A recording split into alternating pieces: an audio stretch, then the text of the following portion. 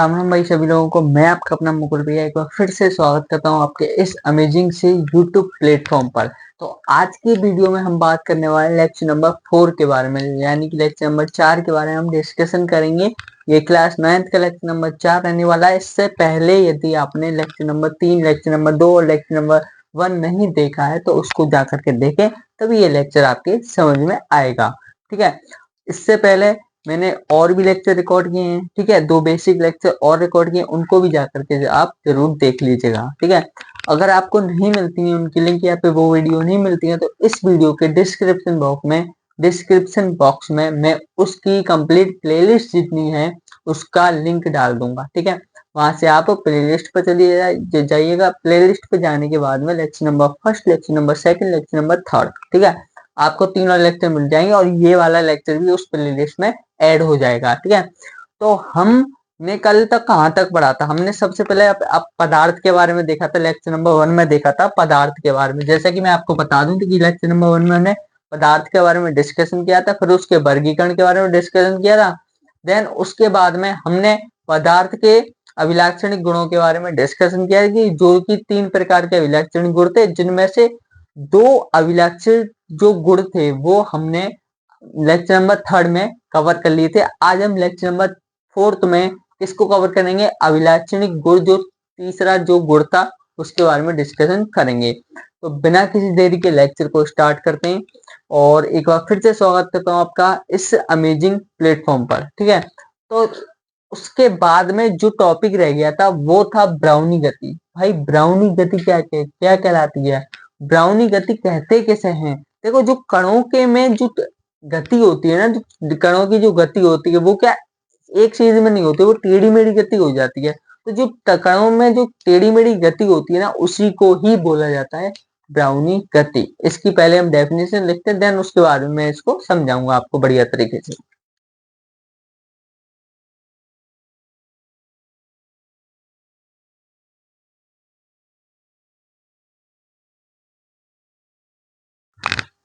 देखो, किसी कण के अंदर, किसी तरल के अंदर, जैसे कि कोई तरल पदार्थ है, जैसे कि आपने जल लिया, ठीक है, उसके अंदर जो कणों की जो टेढ़ी मेढ़ी गति होगी ना, जो उसके अंदर जो कण तैरते हुए पाए जाएंगे और उनकी जो टेढ़ी मेढ़ी गति होगी उसी को बुलाया जाएगा ब्राउनी गति। जैसे कि एग्जाम्पल लेते हैं, एग्जाम्पल जैसे कि मैंने ये लिया बॉक्स, ये एक बॉक्स ले लिया, ठीक है, इसके अंदर ये रहे आपके कण, ठीक है, ये रहे आपके कण, इसके अंदर तरल भरा हुआ और ये रहे इसके कण। तो ये कण टकरा करके यहाँ पर जाएगा, यहाँ से टकरा करके यहाँ पर आएगा, यहाँ से टकरा करके फिर यहाँ पर आएगा, यहाँ से टकरा करके फिर यहाँ पर आएगा, यहाँ से फिर यहाँ पर जाएगा। ठीक है, ये जो गति हो रही है ना, ये हो रही है टेढ़ी मेढ़ी गति।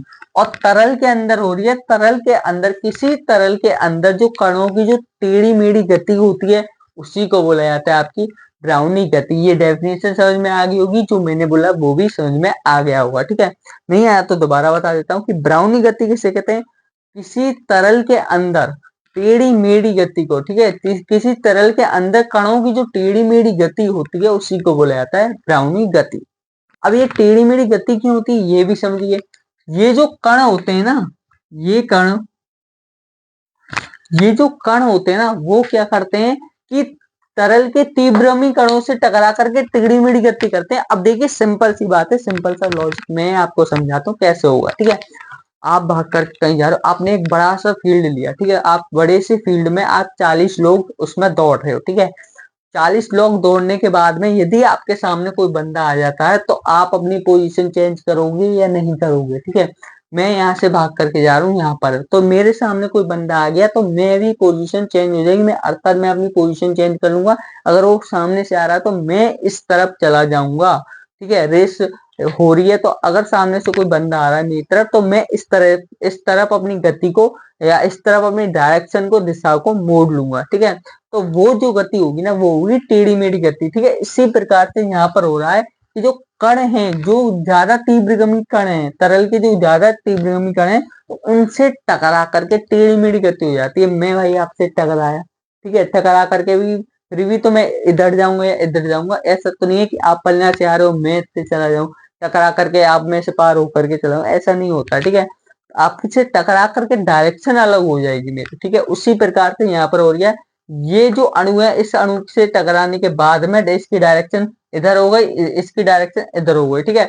इस प्रकार से ब्राउन गति क्या करती है, कार्य करती है। अब इसके बारे में नेक्स्ट हम डिस्कशन करते हैं विस्तरण के बारे में। विस्तरण क्या होता है, विस्तरण के बारे में डिस्कशन करते हैं। विस्तरण भाई होता क्या है, देखो इसमें डेफिनेशन दे रखी है, किसी ठोस द्रव या गैस, ठीक है, तीनों अवस्था में कोई भी हो सकती है, ठोस भी हो सकती है, द्रव भी हो सकती है, गैस भी हो सकती है, ठीक है, के अणुओं या आयनों का अधिक सांद्रता वाले क्षेत्र से निम्न सांद्रता वाले क्षेत्र की ओर गमन करना, ठीक है, विस्तरण कहलाता है। अब देखो अधिक सांद्रता वाले क्षेत्र से निम्न सांद्रता वाले क्षेत्र की तरफ जाएगा कैसे, ये भी बताता हूं मैं, ठीक है। जैसे कि आपने लिए एक इत्र की बोतल ली, ठीक है, ये रही आपके इत्र की बोतल, इसमें भरा हुआ ये इत्र भरा हुआ और ये इसका ढक्कन लगा हुआ है, ठीक है, ये क्या इत्र की बोतल,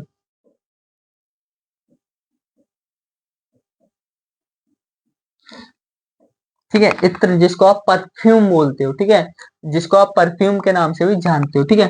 आपने जैसे ही इसका ढक्कन खोला, यहाँ पर ये खड़े हो आप, ठीक है, ये हो आप, जैसे ही आपने इत्र का ढक्कन खोला, इत्र का जैसे ही आपने ढक्कन खोला, ढक्कन खोलते ही इत्र की जो स्मेल होगी, इत्र की जो स्मेल होगी यहां से निकल करके आपके नाक तक पहुंच जाएगी, ठीक है, आपकी नाक तक पहुंच जाएगी और आपको स्मेल आ जाएगी, इत्र की आ जाएगी, स्मेल आ जाएगी। तो ये था अधिक सांद्रता वाला क्षेत्र। इत्र किस में रखा हुआ था, बोतल में रखा हुआ था। कितना रखा हुआ था भाई साहब, बहुत ज्यादा रखा हुआ था। तो वो था अधिक सांद्रता वाला क्षेत्र, और जाकर के आपकी नाक पर, गोजी पर जाकर के लग गया और आपको फील हुआ कि वाह क्या मस्त स्मेल आ रही है, ठीक है, आपने ये बोला। तो आप जैसे ही बोलोगे तो वो जो इत्र थी वो अधिक सांद्रता वाले क्षेत्र से निम्न सांद्रता वाले क्षेत्र की ओर चली गई। तो यहाँ पर क्या हुआ, यहाँ पर भैया विस्तरण कहलाया, ये जो चीज हो रही है विस्तरण कहलाया, ठीक है। ये ही डेफिनेशन में बताया गया, ये ही चीख चीख कर बता रहा हूँ डेफिनेशन में। किसी ठोस द्रव या गैस के अणुओं या आयनों का अधिक सांद्रता वाले क्षेत्र से निम्न सांद्रता वाले क्षेत्र की ओर गमन करना ही क्या कहलाता है, विस्तरण कहलाता है। ये रहा आपका टॉपिक क्लियर, ठीक है। अब आपने विस्तरण को तो पढ़ लिया, ठीक है। अब आप सोच रहे होंगे एग्जाम्पल दो मुकुल भैया, जी हाँ बिल्कुल आपके लिए है ना हाजिर है। ये तो एग्जाम्पल है, फ्री कल भी बताया था, आज भी बता रहा हूँ, ठीक है।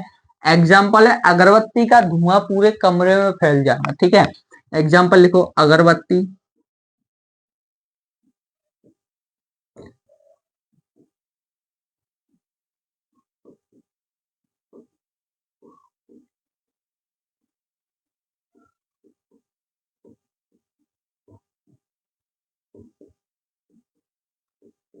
ठीक है। एग्जाम्पल ये रहा अगरबत्ती की खुशबू का पूरे कमरे में फैल जाना, क्या कहलाता है आपका, विस्तरण कहलाता है। जैसे कि यहाँ पर उन्होंने इत्र की बोतल ली, इत्र की बोतल की जगह आप अगरबत्ती भी ले सकते हो, ठीक है। जैसे ही आपने अगरबत्ती को आग लगाया, अगरबत्ती को जला करके बुझाया, तो उसमें से जो धुआं उठ करके जाएगा वो आपकी नाक तक पहुंच जाएगा, नाक में स्मेल आएगी, स्मेल आते ही आप कहोगे क्या बेहतरीन खुशबू है, ठीक है, क्या शानदार खुशबू है। तो वो पूरे कमरे में फैल जाएगा। जैसे ही आप कमरे में एंटर करोगे, खुशबू सुनकर आप कहोगे क्या बेहतरीन शानदार खुशबू है, ठीक है।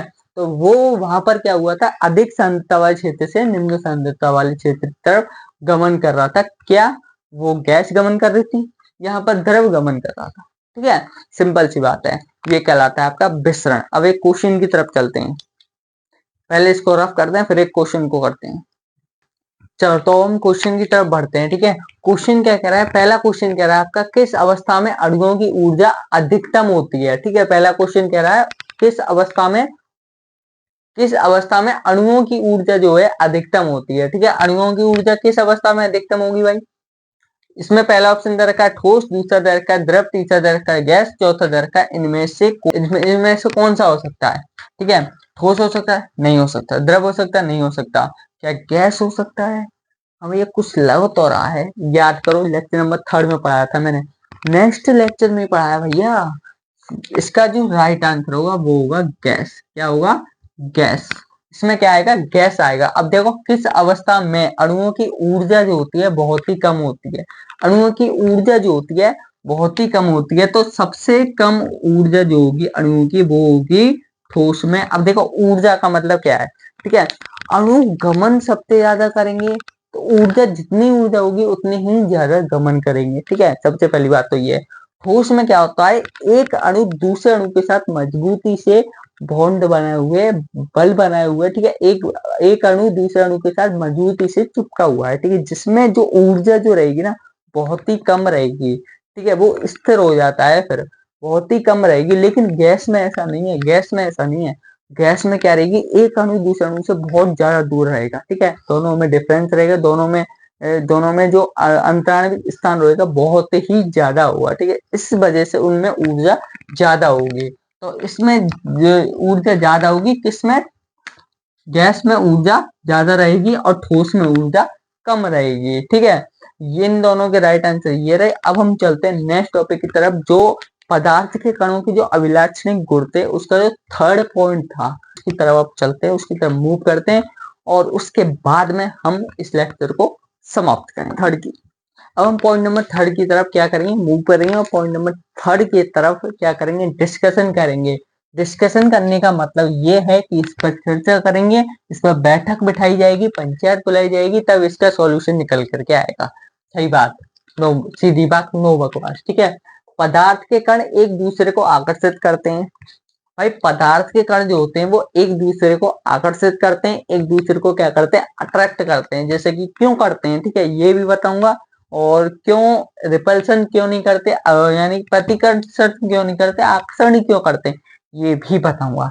ठीक है, अब देखो सबसे पहले हम ठोस में बात करते हैं। ठीक है, सबसे पहले ये बता दें कि आकर्षण क्यों करते हैं, आकर्षण क्यों करते हैं। ठीक है, देखो जैसे कि एक अणु है दूसरे अणु में, ठीक है, एक अणु दूसरे अणु के साथ चिपका रहेगा तब जा करके ठोस बनेगा। अगर मजबूती से चिपका रहेगा तो ठोस बनेगा, और नेक्स्ट ही कुछ डिफरेंस रह गया, कुछ अंतर रह गया, कुछ स्थान रह गया तो द्रव बन करके तैयार हो जाएगा। और बहुत ही ज्यादा डिफरेंस रह जाएगा तो क्या, गैस बन करके तैयार हो जाएगा। ठीक है, लेकिन इन दोनों में क्या होता है, आकर्षण बल लगता है जिसके कारण एक अणु दूसरे अणु को रोक करके रखता है। ठीक है, ठोस में बात करते हैं, पदार्थ के कारण एक दूसरे को आकर्षित करते हैं। ठोस में हम बात करते हैं कि ठोस में कितना आकर्षित करते हैं। फिर बात करेंगे हम द्रव में कितना आकर्षित करते हैं। फिर बात करेंगे हम गैस में कितना आकर्षित करते हैं। ठीक है, सबसे पहले हम ठोस के बारे में डिस्कशन करते हैं।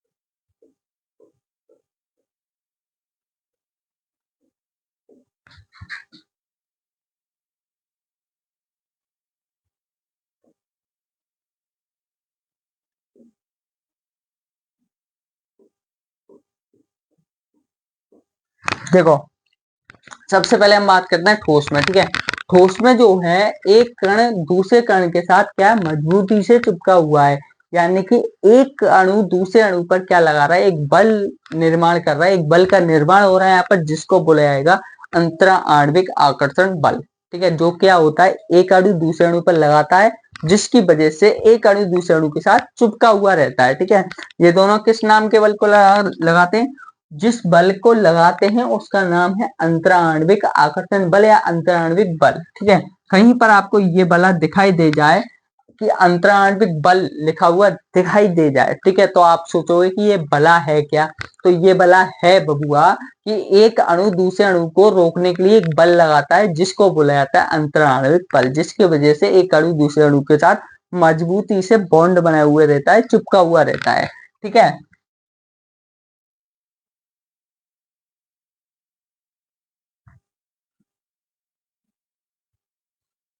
ठीक है, अंतराण्विक बल रहता है। अब ये जो बल होता है वो ठोस में कितना रहता है, सबसे पहले हम ये डिस्कशन करेंगे। ये देखो कि एक अणु दूसरे अणु के साथ मजबूती से चिपका हुआ है, तो बल भी तो उतना ही तेज लग रहा होगा भाई साहब।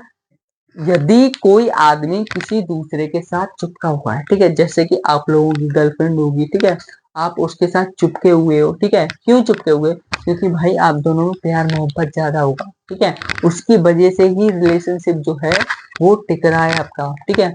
आप दोनों में क्या होगा? प्यार मोहब्बत ज्यादा होगा, अट्रैक्शन ज्यादा होगा, ठीक है, गलत पर समझ लेना, अट्रैक्शन ज्यादा होगा, ठीक है, तभी तो आपका रिलेशनशिप लंबे समय तक टिक रहा है और लंबे समय तक टिका रहेगा, ठीक है। अंबुजा सीमेंट से जो बना है, ठीक है, टिका टिकेगा क्यों? क्योंकि अंबुजा सीमेंट से जो बना है, ठीक है। टॉपिक पर ध्यान दे दो, फालतू बात छोड़ो, टॉपिक पर ध्यान दो, ठीक है। अब हम ठोस में बात कर रहे हैं। ठोस में जो है अंतराणविक बल कितना रहेगा? मजबूती से चिपका हुआ है भाई, अंतराणविक बल बहुत लगेगा, तभी तो मजबूती से चिपका हुआ है भाई। गर्लफ्रेंड अगर टिकेगी तो पैसा होना चाहिए, प्यार अब ज्यादा होना चाहिए, ठीक है, तभी तो टिकेगी। उसी प्रकार से अगर एक अणु को रोकना है तो उस पर बल बढ़ा दो। कौन सा बल लगेगा? अंतराणविक आकर्षण बल। तो ठोस में क्या हो जाएगा? ठोस में ये होगा सबसे अधिक। ठोस में क्या होगा? सबसे अधिक,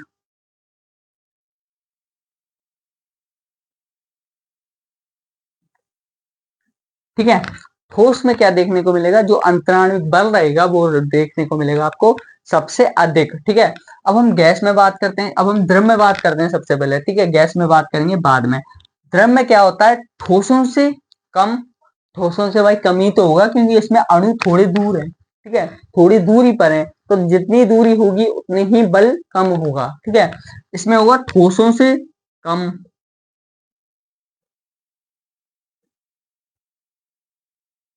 परंतु गैसों से ज्यादा,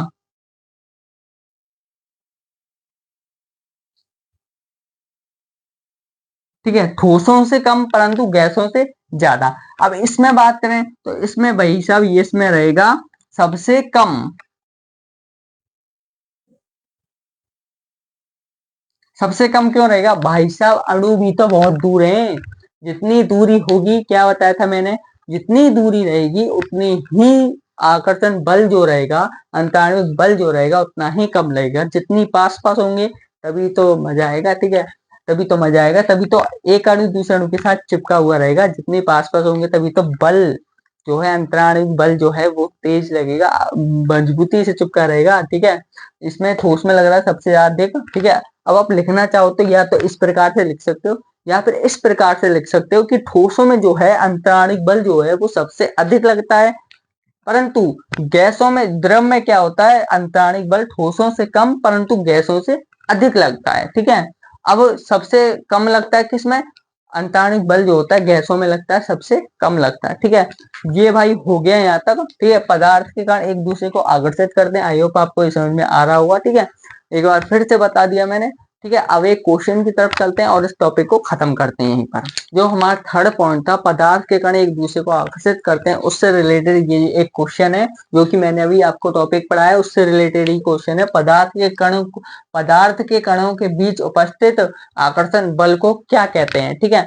आप इसका आंसर मुझे बता कर दोगे क्या कहते हैं, ठीक है, जल्दी से बताओ, ठीक है। अब मैं आपको बताता हूँ, ठीक है, क्या उसे अंतराणविक बल कहते हैं, क्या उसे अंतराणविक बल कहते हैं, या उसे आंतरिक बल कहते हैं, या कणाकर्षण बल कहते हैं, या गुरुत्वाकर्षण बल कहते हैं। अभी आप ये सोच रहे होगे भैया, यार भैया कणाकर्षण बल क्या होता है? ये तो आपने अभी तक पढ़ाया नहीं है, तो ये इसको मारो गोली, ठीक है, ये नहीं होगा, ये नहीं होगा क्योंकि मैंने पढ़ा ही नहीं अभी तक। भाई गुरुत्वाकर्षण बल कैसे कहते हैं? ये भी नहीं होगा। क्यों नहीं होगा? क्योंकि मैंने अभी तक पढ़ाया ही नहीं है। तो यानी कि इसमें से और इसमें से एक हो सकता है। जैसे कि पदार्थ के कणों के बीच उपस्थित आकर्षण बल को क्या कहते हैं? अभी थोड़ी देर पहले ही पढ़ा है बबुआ। क्या कहेंगे? एक दो अणुओं के बीच में लगने वाले बल को बोला जाता है अंतराणविक बल, ठीक है। जितना अणु पास होगा उतना ही ज्यादा आकर्षण बल लगेगा, जितना अणु दूर होगा उतना ही कम अंतराणविक बल लगेगा, ठीक है। तो इसमें जो रहेगा राइट आंसर ये रहेगा, अंतराणविक बल, ठीक है। तो आज के लेक्चर में फिलहाल इतना ही। मिलते हैं नेक्स्ट लेक्चर में, पदार्थ की अवस्था के बारे में डिस्कशन करेंगे लेक्चर नंबर 5 में, ठीक है। आज की लेक्चर में फिलहाल इतना ही, मिलते हैं नेक्स्ट लेक्चर में। जय हिंद।